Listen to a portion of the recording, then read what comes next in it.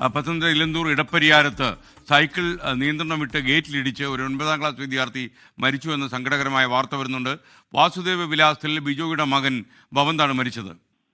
SKN വളരെ ദാരുണമായിട്ടുള്ള ഒരു മരണ വാർത്തയുടെ വിവരമാണ് പത്തനംതിട്ട ഇലന്തൂരിൽ നിന്ന് പുറത്തു വരുന്നത്. ഇന്നലെ ഉച്ചയ്ക്ക് 2 മണിയോടുകൂടിയാണ് ഈ അപകടമുണ്ടായത്. ഇലന്തൂർ ഇടപ്പരിയാരം വാസുദേവ വിലാസത്തിൽ ബിജോയുടെയും സൗമ്യയുടെയും മകൻ ഭവന്ത് 15 വയസ്സുകാരൻ സൈക്കിൾ ഓടിക്കുന്നതിനിടെ ഇറക്കത്തിൽ നിയന്ത്രണം വിട്ട് റോഡ് മുറിച്ചു കടന്ന് അപ്പുറത്തുണ്ടായിരുന്ന ഒരു മതിലിടിച്ച് ഭവന്ത് മരണപ്പെടുകയാണ് ഉണ്ടായത്. വീടിന് സമീപത്ത് നിന്ന് നമുക്ക് ആ CCTV ദൃശ്യം തന്നെ കാണാൻ കഴിയുന്നുണ്ട്.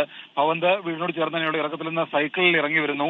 ആ ഇറക്കത്തിൽ വെച്ച് നിയന്ത്രണം നഷ്ടപ്പെടുകയും റോഡിലൂടെ സമീപത്തുണ്ടായിരുന്ന ഒരു മതിൽക്കെട്ടിലേക്ക് ചെന്ന് തലയിടിച്ച് വീഴുകയുമാണ് ചെയ്തത്. ആ ഇറക്കത്തിൽ വരുമ്പോൾ ഭവന്ത് വലിയ രീതിയിൽ നിലവിളിക്കുന്ന ശബ്ദം കൂടി നമുക്ക് കേൾക്കാം. ഇന്നലെ ഉച്ചയോടുകൂടിയാണ് ഈ അപകടം ഉണ്ടായത്.